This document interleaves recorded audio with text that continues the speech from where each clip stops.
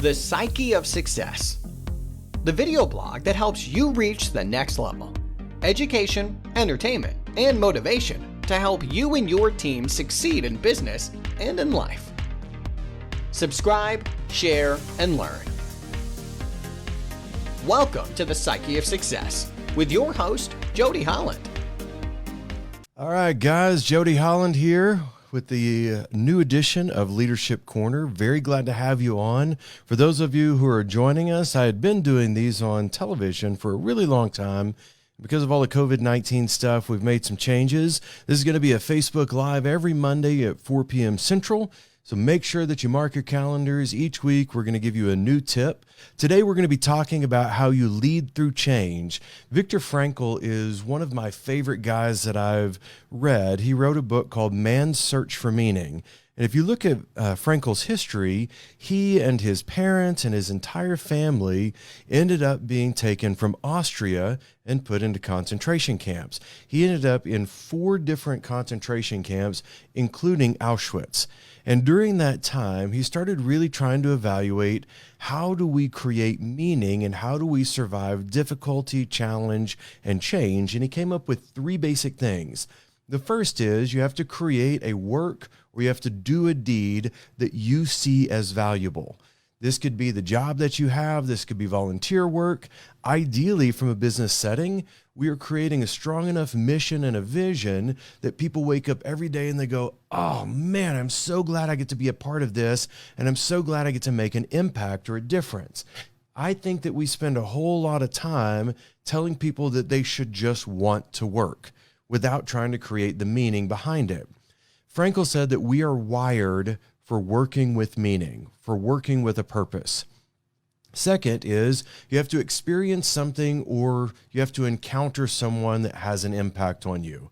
The experience that I believe people are looking for from a workplace setting is they're looking for the experience of knowing that they are growing as an individual, so moving forward or forward momentum, and knowing that they're having an impact on the people around them. They actually have a purpose behind what they're doing. So think about how these two couple together first. And there's a third one, but think about these two. The work that we do and the meaning that is behind the work that we do that is personal to us makes such a difference. That's why you've seen so many CEOs in the last 5 or 6 years that have said, I'm done. I'm going to a not-for-profit. I need something that makes a difference. It can't be just about the bottom line. Simon Sinek has even sounded off with his book, The Infinite Game, talking about how when we play a game that is about beating another competitor this month or this quarter or this week, we don't make good decisions. The reason we don't make good decisions is in playing that definitive game, we don't have meaning that goes beyond right now. The meaning is in the infinite game. Frankl talked about in being able to see beyond your circumstance. And that brings us to the third one. This is the attitude that we take towards unavoidable suffering. And he was watching people in Auschwitz in particular and watching them suffer and seeing how some people were taking what little they had and still sharing with other people. They had a work that they were doing, which was helping others to survive. They found an experience in that and bringing some comfort or joy or peace to other people. And their attitude was, we're all going to suffer, but we don't have to make the suffering unbearable. We can work together and support one another and love one another and actually make it through this as better people on the other side. In those 3 aspects of finding meaning from a workplace setting, the first piece that I see is when we as organizations sit down to define our mission, our vision, the purpose behind what we're doing, if we're not taking the time to really understand what is going to emotionally drive others, then we're not going to move our lives forward as businesses. The emotions drive all decisions. I would like to say that we're logical creatures, but that's not what humankind has demonstrated. In everything that we deal with, it is the emotion that seems to be controlling the choices that we make. What positive emotional experience can you set up for your people by helping them feel that they have purpose in what they're doing? And then how can you help them see that when we go through tough times and we lead through changes like COVID-19, that there is light on the other side. The attitude that we have has a huge impact. And I don't remember the exact research, but I was at MD Anderson speaking with their accounting office, trying to get a contract with them. This was 7-8 years ago. And they were telling me about some interesting research that they had completed looking at how people handle the news that they have cancer. They said that the attitude that a person has in hearing, "I'm very sorry to tell you, but you have cancer," the way they respond to that had as much of an impact on them surviving cancer as the medical treatment that they were going to receive. People with a great attitude who said, "You know what? We're going to survive this. I'm going to fight this. I'm going to be fine coming out on the other side. And if I'm not, I'm still going to do everything that I'm supposed to do to be a great human being." If they had a good attitude, survival was significantly higher, more than 50% increase in the survival rate. When I heard that, I thought, oh my gosh, that ties in exactly with what Frankel was saying, and it makes it easier for us as businesses to understand the news of something going wrong. The way we deliver it has an impact on the way they receive it, and the way they receive it has an impact on the way they come out on the other side. I noticed that I've got Noreen on here thinking about workforce, and you guys have been dealing with a whole lot of the people losing their jobs and losing their businesses and trying to figure out how they're going to come out on the other side. That third piece, that attitude, when they come in and they say, "This is not good, but I know we're going to come out on the other side." It's that attitude that makes a difference. And I've now gone through 3 different recessions, major recessions in my business lifetime. That's just a shade over 20 years. 2001 after 9/11, we had another one in 2008, and now this one. And there's been ups and downs in the market throughout that time. But each time I took the attitude that I don't know what's going on right now, and I don't necessarily like it, but I know that I'm going to keep my head down, do everything I can, move forward, and come out successful on the other side, possibly even more successful than what I was going into this. That's the attitude we have to create, but that is a desire on the part of the employee to want to perform at a higher level. When they want that performance, they give you what's called discretionary effort, and they take your business to the next level. So, quick recap of that. By creating work or doing a deed, that's the first thing, is we have to have something that we go do. That's how we find meaning. Second is we have to experience something that makes a difference for us. The 6 human needs, 2 of those have to do with internal drive. That's growth or moving our life forward. And then the other one is working for something that is bigger than ourselves and bigger than money. That's a sense of purpose. So those are the 2 things in the experience that create the emotional state that move people in the right direction. Then the third is the attitude. Now think about that as a leader. If you have those 3 things that you are demonstrating to your people, then you're going to help them create the same response patterns. We will watch what our leaders are doing, and we'll end up doing the same things that they're doing. We mimic or model the leaders that we follow. You have a responsibility to create the right attitude. You have a responsibility to create purpose, and you have a responsibility to create an experience for other people so that at the end of the day, they feel amazing about their life at work. You have your employees never want to leave when you provide those 3 things for them. We are in tough times. We will come out of these tough times on the other side. We will grow and we will become better. But that's up to us as leaders to set the tone for them to do that. So if you have any questions, feel free to type those in the chat. My chat is on the side, so if I look to the side, I promise I'm still paying full attention to you on the camera. I want to just kind of open it up and do this a little bit differently than what I've done when I've been on television, because I just get to have a one-on-one conversation with the person interviewing me. And here, I actually get to interact with more people. So we've got about 7 or 8 people that are on here. If anybody has a question, just go ahead and type it into the comments. And I have those pulled up right over here so I can answer any question you have related to leading through change or helping people find meaning. Ooh, got a great question from Kyle Sanders out in Florida. What about effective communication vehicles? That's a great question, particularly during this time. One of the things that I would suggest is video. I started encouraging a lot of CEOs and upper leaders to use video to connect with their people, particularly when we've been trying to create social distance.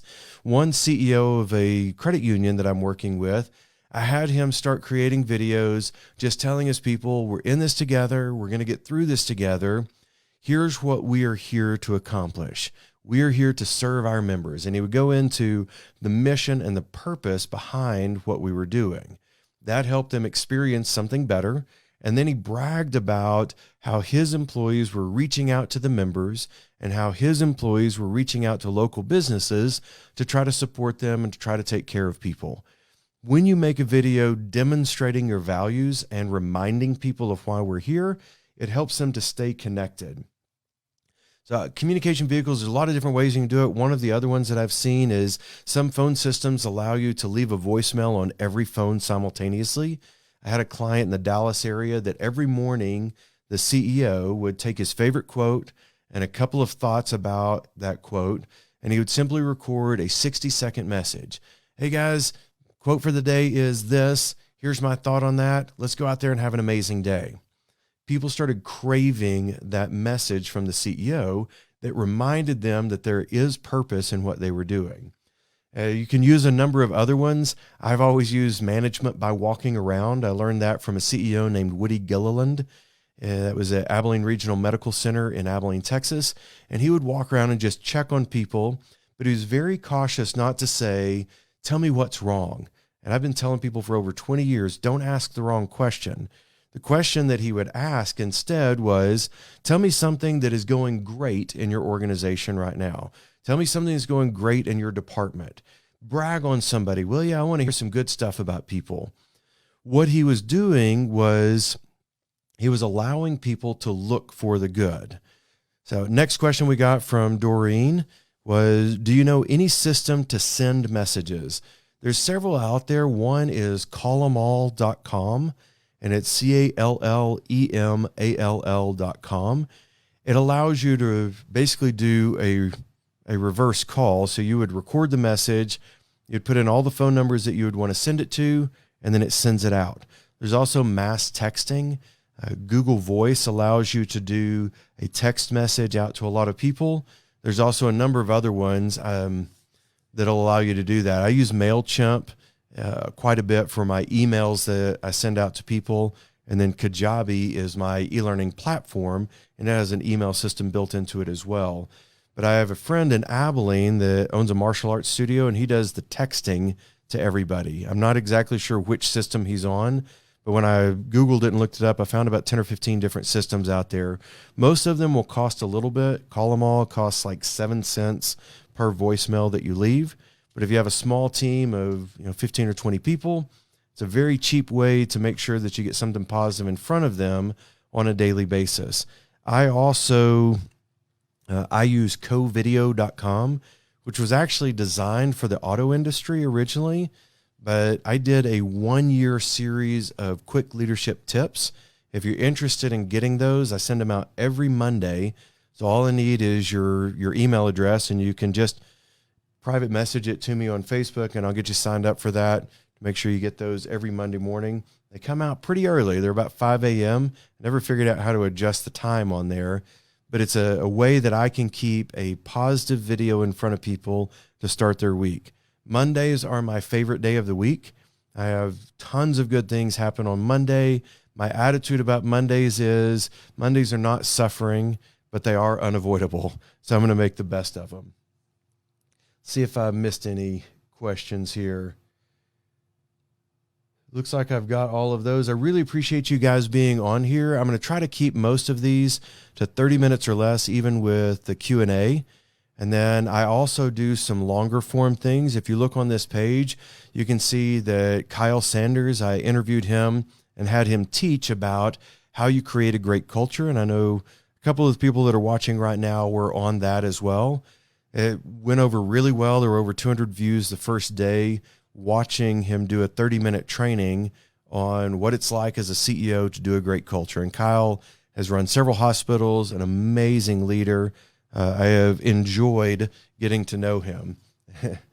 Mondays really are a fantastic day for me. And I started that with my attitude multiple years ago, just decided I want Mondays to be great. I don't want to dread them. So I'm going to start saying that I love Mondays, and pretty soon I will love Mondays. Took a little while, but I got there.